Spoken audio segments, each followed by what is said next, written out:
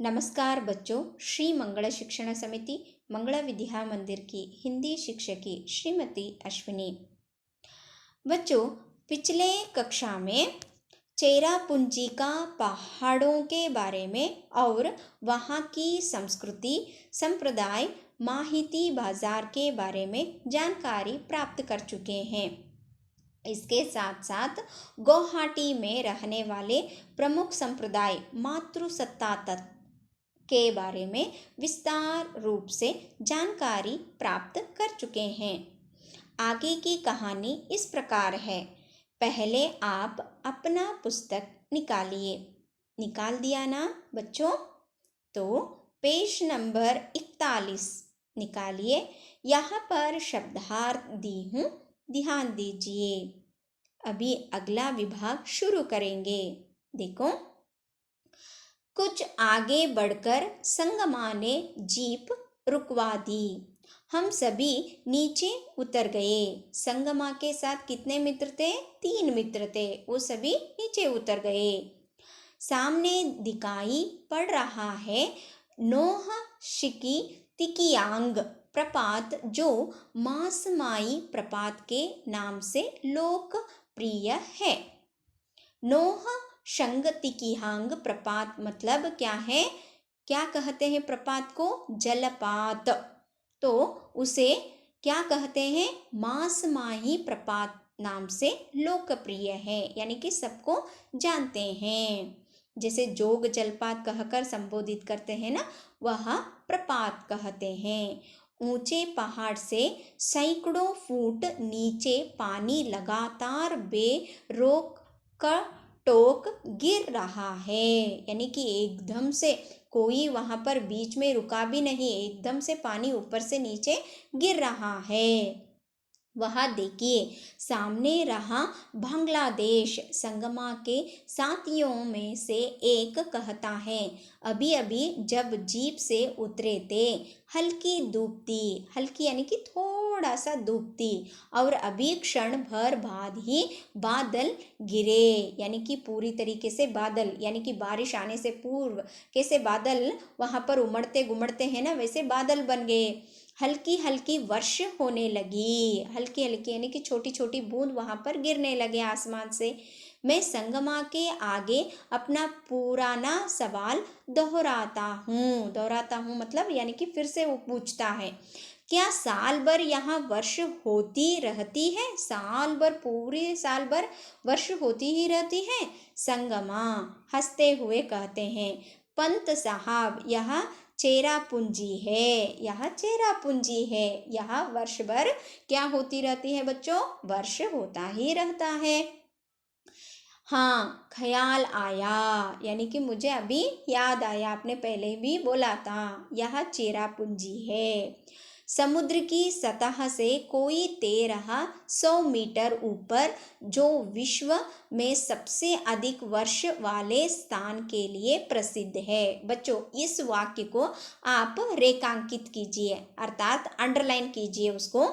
हम लोग कभी कल कल जल झल करते प्रपात को निहार रहे थे। निहार मतलब देख रहे थे, अद्भुत रूप से उसको देख रहे थे, क्योंकि पानी इतने जोर से नीचे आ रहा था, हमने कभी नहीं देखा था। अपनी आंख बंद न करते हुए उसको देख रहे थे। कभी पानी से घिरे बांग्लादेश के भूभाग को भी हम लोग देख रहे थे, यानी कि वहां पर खड़े हो गए तो सब उसे दिखाई दे रहा था। किसे दिखाई दे रहा था? संगमा को। वर्ष फिर बंद हो गई। वो कभी आता कभी जाता, 1 मिनट के लिए आता रहता था वर्ष, 1 मिनट के अंदर चला जाता था। धूप फिर खिल आई है। धूप फिर से खिल आई है। इसी तरह वर्ष धूप कोहरे की लुका छिपी का खेल चलता रहता है। क्या है? लुका छुपी मतलब आइस पाइस खेलते रहते हैं ना, वैसे ही यहाँ भी वर्ष आना और बादल गिरना और फिर से धूप जा जाना, यहाँ लुका छुपी खेल रहे थे। हम लोग अब जीप में बैठकर लौट रहे हैं। अब पूरा देख लिया, फिर से हम लोग चले जा रहे हैं। लौटना मतलब वापस घर लौट रहे हैं। संगमा रास्ते में काशी, जयंतिया और गारो पहाड़ों के लोगों के बारे में बताने लगते हैं। या बहुत ही वहाँ पर रहने वाले क्या है, वहाँ पर रहने वाले पहाड़ी लोग हैं। कौन कौन से? काशी, जयंतिया और गारो पहाड़ों के लोगों के बारे में। वे कहते हैं काशियों को यहाँ सम्मान की दृष्टि से देखा जाता है। करीब 4 लाख गारो लोगों की मातृभूमि है। गारो पर्वतमालाएं यहाँ माना जाता है कि गारो समूह बोडो जाति का अंग है। अंडरलाइन कीजिए, यहाँ आपको कारक में पूछा जाएगा बोडो जाति डैश अंग है का वहां पर संबोधित करना है। नोंगक्रेम उनका प्रमुख नृत्य है। यहाँ वहाँ का नृत्य आपको पूछा जाएगा। जयंतिया पहाड़ों के उत्सव का नाम है बेहड़न कलाम। बेहड़न कलाम कहकर वहाँ का नृत्य है। आगे चलकर एक स्थान पर जीप रुकती है। हम उतरते हैं। बगल में एक गोलाकार विशाल पत्थर है। गोलाकार से एक विशाल सा पत्थर उसे दिखाई देता है। संगमा बताते हैं यहाँ प्राकृतिक शिवलिंग है। शिवलिंग उसको कहते हैं हम लोग। आश्चर्य तो मासमाई गांव की गुफाएं भी है।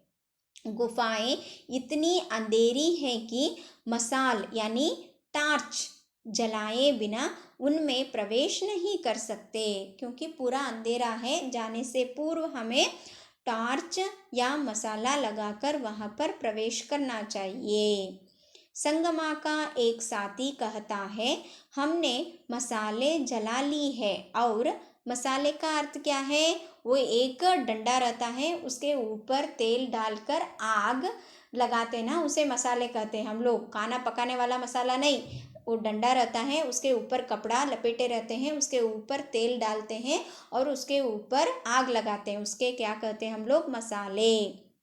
जला ली है और हम गुफाओं के अंदर आगे बढ़ रहे हैं।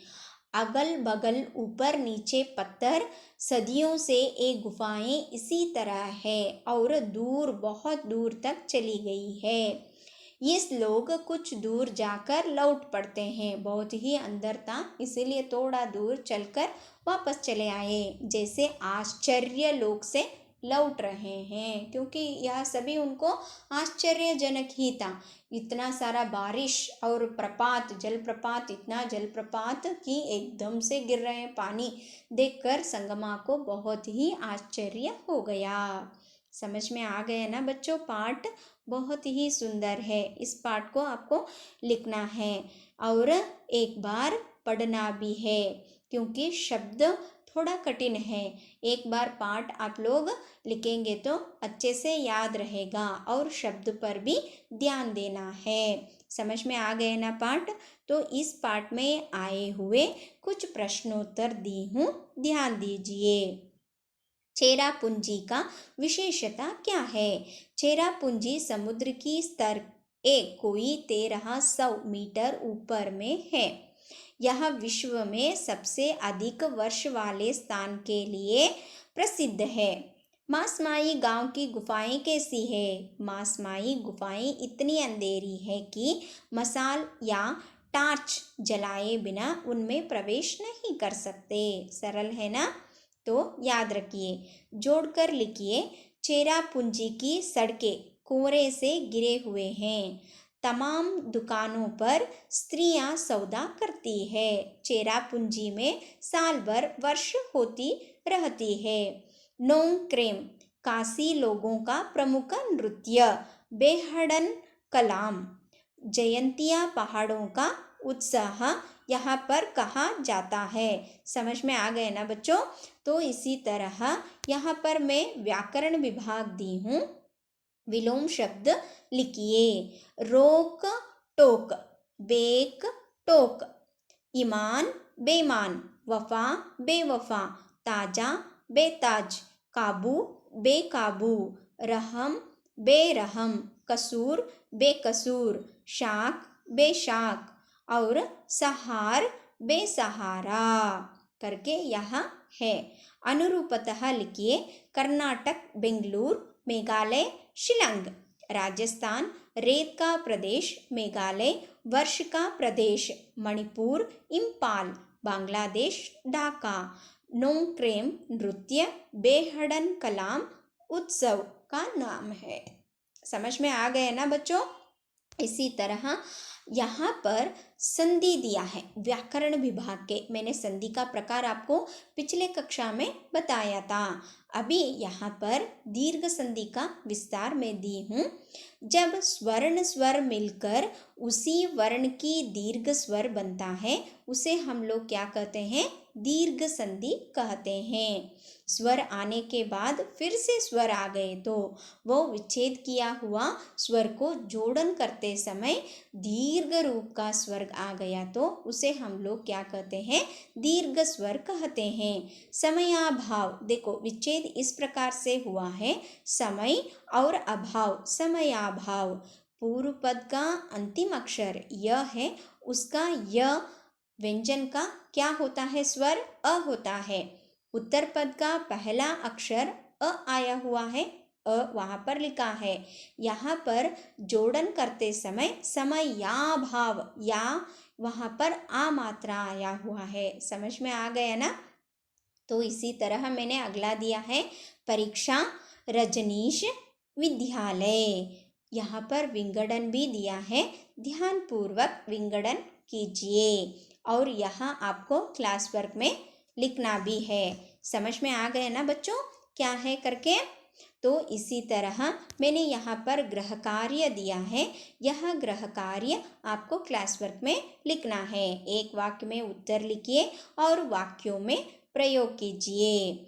चेरापूंजी का मैंने पिछले वीडियो में प्रोजेक्ट दिया था। चेरापूंजी का आप लोगों को चित्र लगाकर उसका महत्व के बारे में प्रोजेक्ट लिखना है करके, और गृह कार्य आपको क्लास वर्क कंप्लीट करना है चेरापूंजी का। और इसी तरह मैं और एक आपको प्रोजेक्ट दे रही हूँ संधि का। जो संधि मैंने पिछले कक्षा में आपको बताया था विंगडन करते हुए, उसका एक आपको फ्लो चार्ट बनाकर मुझे व्हाट्सएप में भेजना है बच्चों। समझ में आ गए ना।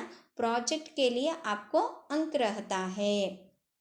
तो आज का पाठ आप लोगों को पढ़ना है। शब्दार्थ पर ध्यान दीजिए और लिखते समय मात्राओं पर भी आपको ध्यान रखकर लिखना है। तो बच्चों आज का विषय चेरापूंजी आपको समझ में आ गया है करके मैं समझती हूँ। धन्यवाद।